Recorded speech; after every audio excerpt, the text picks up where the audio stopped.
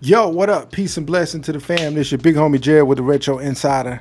Thank y'all for checking out today's brand new concept to the channel. This is called the Retro Recap. Just a segment where we go over, break down the week in sneakers. So go over what dropped, any personal pickups I might have had, then go over the news, and then also what's coming up next in the following week. So bear with me. First time doing this, but I think you guys will enjoy it. I think I'm going to enjoy it too. Now, before we get started, let's take a look at what I got on feet today. And as you can see it, the oh so lovely, the legendary Air Jordan 3 reimagined in the white cement colorway. Now, my pair is a little beat up, but they still look good. Now, hopefully by the end of the year, I'll be able to get a fresh pair. I gotta have them. Now, resale on these is sitting at around $350-ish in my size. So definitely don't want to pay it, but I got to. These are just great shoes. But anyways, let's move on to the next segment.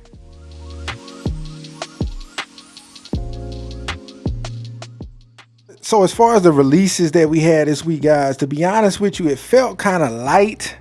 And that's simply because we didn't have any Jordan retros. Now, we had a Jordan, but not any retros. So anytime it's just kind of no Jordans out there, it felt kind of weak. But I will say this, Levi and Nike, you know, they turned up the heat with the release of the Air Max 95 trio that they had in denim. 3 different colorways. I'm going to call it white, but it was like a cream color. Then we had the black and the blue. Now, in my opinion, that black one was the fire shoe out of the 3, but you know, of course, the blue pair was limited, only released on Levi's app. So a lot of people saying that's the hottest, but you know, to each their own. I'm not gonna argue with you, but let me know what you thought about those 3 pairs in the comments. And if you picked up a pair, which one did you get? Now, the retail price, so I think it was either $190 or $195. Like I said, all 3 pairs released on the Levi app on, I think, the 10th, and then the following day, just the white and the black pair dropped on sneakers. Now, me personally, even though I like the shoe, I really wasn't dead set on getting a pair for myself, simply because Air Max 95s do not work well with my feet. Now, I know some of y'all love them to death and can rock them, and I love them too, but I just cannot rock them. My feet just cry as soon as I put my feet in them. I know a lot of people feel the same way. I wish I could, and as a matter of fact, I might want to try maybe going up a half size. I've heard people suggest that about the 95. But yeah, man. Fire release though. Shout out to everybody who copped. Now, the next release that came out was a Jordan, but not a retro. This was the next iteration of the Air Jordan line, which was the Air Jordan 40. Now, this is a shoe, when I first seen the original images, the leaked images, I was like, you know what? I don't really buy new Jordans, but this one is okay. And the reason I say that is because it's very simple. It has less of a performance look and more of just like a lifestyle casual look. So the classic colorway is what released first, exclusively on the Nike and Foot Locker websites.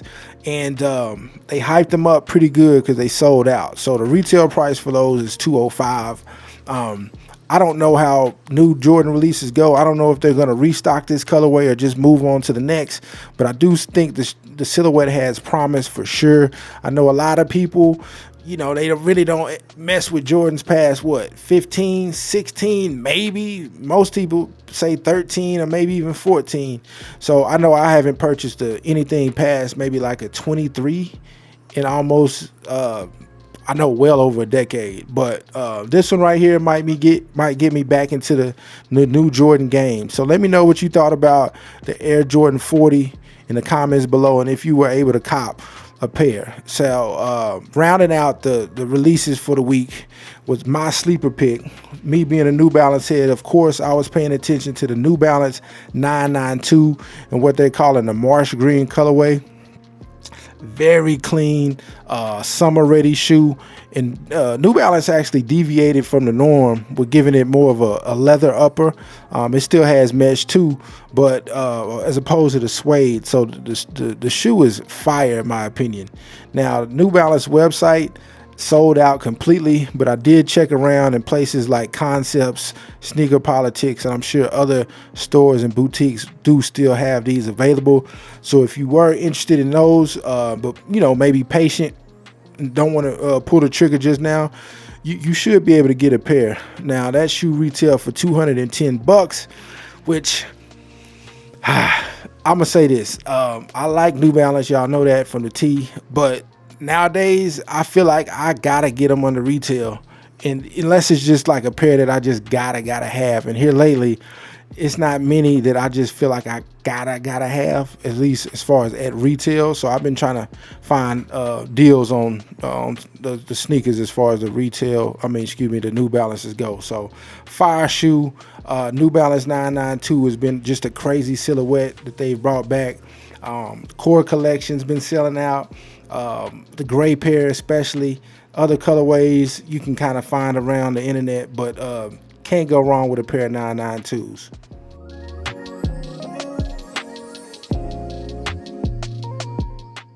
So if you guys are following me on the Retro Insider YouTube channel, you probably seen that I dropped a review video of the Asics Gel 1130. Now, like I said earlier, I'm a New Balance head, and I wanted to ignore what Asics is doing in the footwear game because I feel like New Balance is the pinnacle when it comes to dad shoes.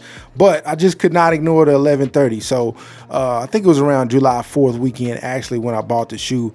But I went to JD Sports and picked up a clean neutral pair of the Gel 1130s, and I didn't know that they were so cheap. So the retail was $100, but I was able to use my status get discount. I think it was like a birthday reward for $10 off. So I got them from $90, and I think after tax it was $97.43. So below retail for a stylish, comfortable, easy to wear shoe. So this should definitely be on a lot of people's radar as far as back to school, you parents and things of that nature. The shoe's been hot for a while. I'm late to the bandwagon, so y'all probably already know. But if you didn't, that's just a good everyday shoe. Comes in a lot of different colorways. It's accessible, so there's a lot to like about the Gel 1130. So I'm not really an Asics person, so I don't know really any other models that I should probably maybe look at. So if you are someone who's familiar with what Asics is doing, throw me some suggestions on any other models that I need to look at. So appreciate that. Yeah, really do, because your boy need to expand his horizons a little bit.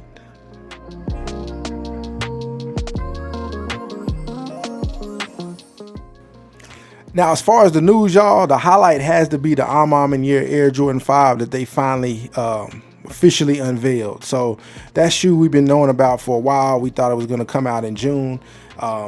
With that being said, the closer it got to Juneteenth, which I thought was the original release date, I went ahead and copped a pair on GOAT ahead of time so I could have it for Juneteenth. So I've been having it for a couple weeks. I love it. The review is up on the YouTube channel if you want to check that out. But in there, I discussed the reasons why I like the shoe is just from a stylistic standpoint. But with the news that they're partnering with a black company called, Seed to Shirt, it made it even much more of a fire collaboration. And this time I'm probably going to try to go after their merch as well. So what they said about Seed to Shirt that made it so dynamic to me was Seed to Shirt is the first black-owned vertically integrated apparel supply chain. Like, think about that. So, basically what they're doing with this shoe is the laces and apparel they're going to be dropping with the collection are made with cotton grown by black farmers in the U.S. and not just the U.S., the South. So just think about that. That's powerful. That's a full circle moment considering our apparent history with cotton here in America as far as us, black people. So to see Year weave that kind of cultural element into the shoe, not just through the laces, but apparel in a way like that, I think it's fire. It's monumental. Can't be overstated rather. And a reason that most, even if you are tired of the Year colorway, even if you don't think they need to do something different, come on now. Let's get to the real now. What they're doing is crazy. So I mean, I think everybody should support. Of course, I can't tell you what to do with your money, but that's a fire shoe. I might even double up on it. I already got one pair, might get another pair for the stash. Definitely gonna get some apparel for not just me, but maybe even some of my family members as well to support the cause. So shout out to James Whitner, the Whitner Group, I'm in the air, for doing amazing work in the sneaker space, to shine a light on not only the sneaker world and giving us with great products, but doing it in a way that elevates more than just himself. So I could go on and on about that, but that's the news that you can use.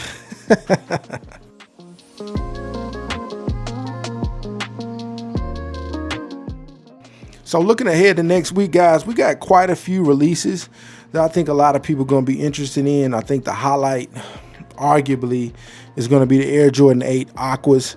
Now, this is the shoe that a lot of people kind of on the fence about, simply because the color blocking, some of the colors might look a little different than the OG or prior releases, but can't wait to get that one in hand. I think the raffles for the particular shoe should be live, and if they're not live, should be live within the next day or so.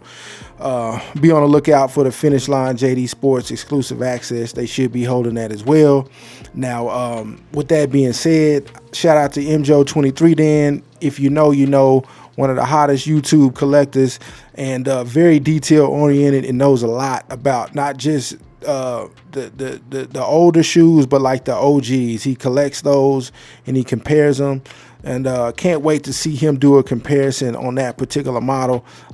Me personally, I haven't owned an 8 since about 2008. To be honest with you, it was a white and orange and gray pair, to be honest with you. And loved the shoe. Had a Geno Green Global shirt to go with it. I was flexing on campus with that.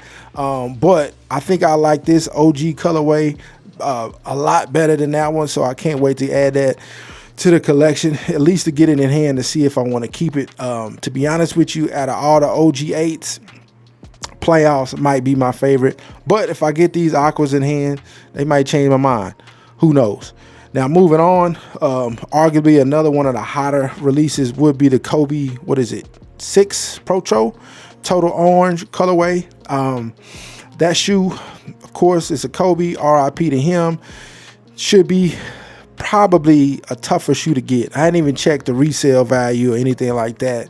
But, Kobe's kind of been selling, especially that Caitlin Clark that came out, a week or two ago.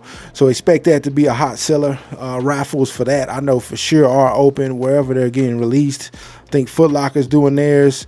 So you probably got a couple days to put in your bid on that one. As far as that goes, man, the Flex app or Flex reward system, how do y'all feel about it, man? I don't know how many points to use to try to get a shoe, man. That's the crazy thing about it. And then if you lose, you don't refund. I mean, I could talk about that for a long time. Maybe I'll do that in a different video, but good luck to anybody going after that on the Flex rewards app system or whatever.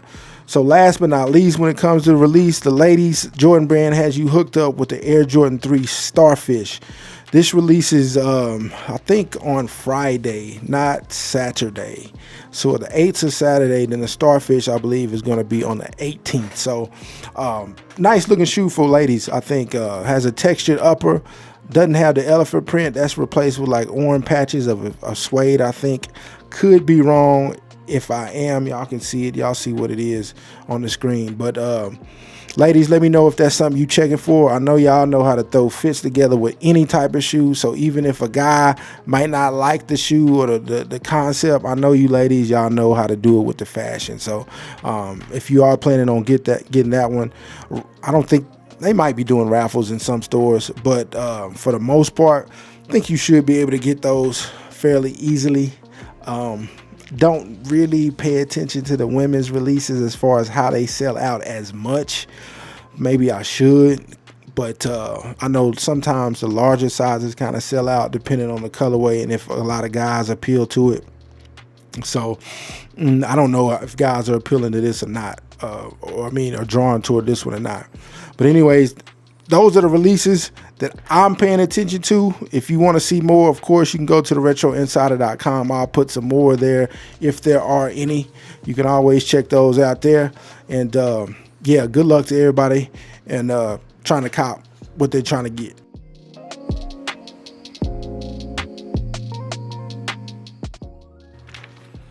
All right, before we get into this creator spotlight, man, shout out to everybody who's still rocking with your boy. I know this is kind of new, a little different. So if you here, go ahead and consider hitting that like button. And if you aren't a subscriber somehow, you might want to do that, man. We're going to do this every week, hopefully. But right now, we're just going to enjoy it for what it is right now. Now, as far as the creator spotlight, I'm going to use this as an opportunity to just highlight and shine a light on some of the creators who I've been paying attention to here recently during my, binge watching YouTube at night. I come across some people who, may not have the largest channels, but I still think are incredibly valuable to the sneaker community. The content they're releasing is genuine. It comes from the right place. They're not trying to exploit and turn it into like a, commercial, everything. No, I don't want to buy your bag. No, I don't want to buy your sneaker cleaner. Like all that crap. It's just genuine. They're talking about sneakers. So not to say anybody who does do commercials is not genuine and not a sneakerhead, but sometimes I get tired of it. But anyways, that's another conversation for another day as well.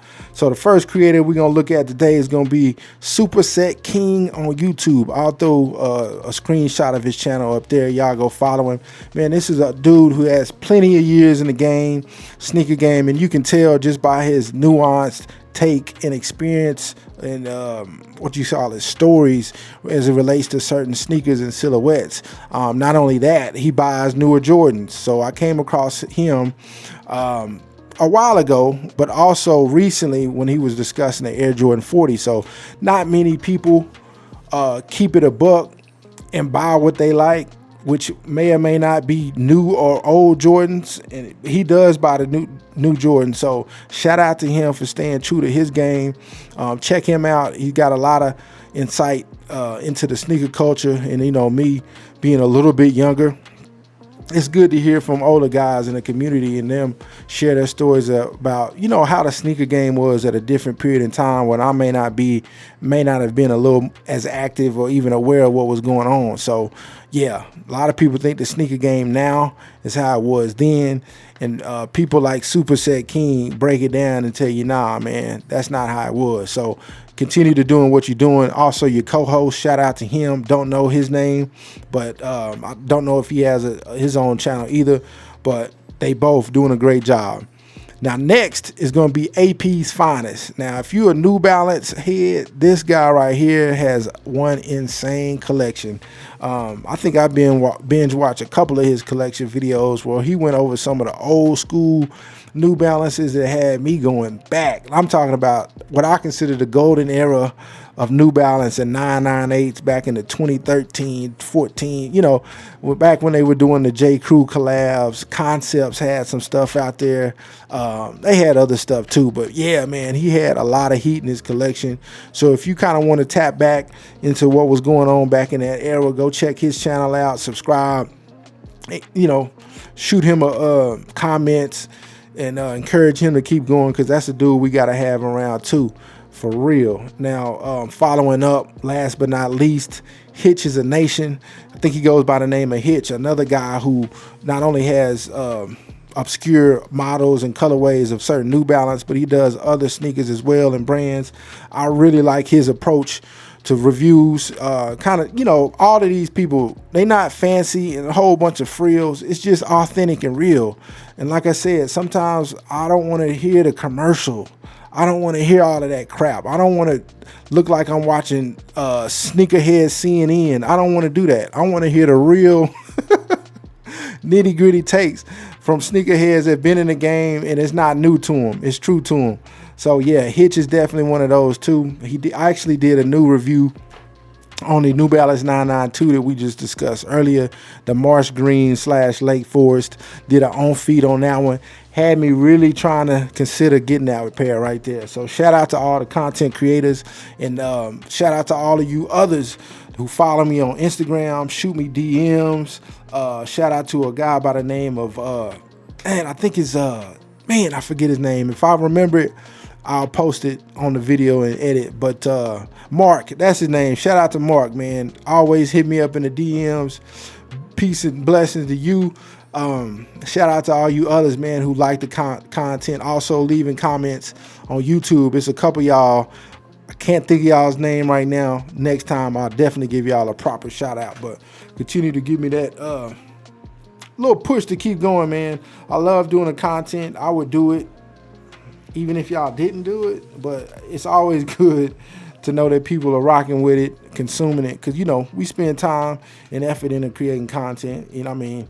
Nobody's forcing us to do it. But at the same time, it's good to know that people are rocking with it. So, yeah, that's pretty much it, y'all. Before we get out, though, just want to let y'all know the RetroInsider.com. I've referenced it throughout this segment, but it is up and available. I've been spending more time in it, making sure it's updated with the proper information. I can't cover everything. I do have my own job, day job, and other things outside of sneakers that don't allow me to devote 24 hours in a day to sneakers, but I try to do my best to provide resources and things that contribute to the sneaker community. So hopefully with the retro recap, we can continue to connect. For the large part of this particular YouTube channel, I've been behind the camera on purpose. I really didn't feel like it was necessary for me to be in front of the camera for me to get done what I wanted to get done. But I am evolving and changing, and I'm stretching myself to become somebody a little different and who's able to provide more. And hopefully you guys can continue to rock with it. It's fun. It's a hobby. But yeah, man, this could be something even more than that for me. You know, an opportunity to reach out to people from all across the globe who share the same interests as me. Good-spirited, genuine-hearted, all that stuff. And I got a lot of ideas, of course, and I'm planning on executing plenty of those to give back to those who have been supporting me for quite some time. Like, I think the Retro Insider itself as a website was like 2019, in the September is when I really like launched it in a sense. And here it is now, almost 6 years later, and we rocking, man. Shout out to the 1,100, I think it is now, subscribers. Appreciate y'all. Thank y'all so much. It's been a long journey, but it's been worth it, every bit of it, to be able to see the channel grow and continue to grow, hopefully in the right way. Man, we're going to take it one day at a time. We ain't going to make no haste, because haste makes waste. Shout out to my grandmother for giving me that little tidbit of wisdom. But anyways, if you want to go deeper into anything that we discussed today, you can visit the RetroInsider.com. The blog post for this video is going to be live, so you'll get links to every sneaker, YouTube channel, website that was referenced in this video, in that blog post. There's a comment section there. If you want to comment there, if you're watching this video from there, feel free to leave a comment. You don't have to, but I will chat with y'all back. So check it out. Subscribe to the newsletter form that's in that page. Definitely gonna be working with that, offering some good stuff coming forward, man. So appreciate y'all for watching. Until next time, see y'all next week, and y'all know what to do. Stay humble and proceed.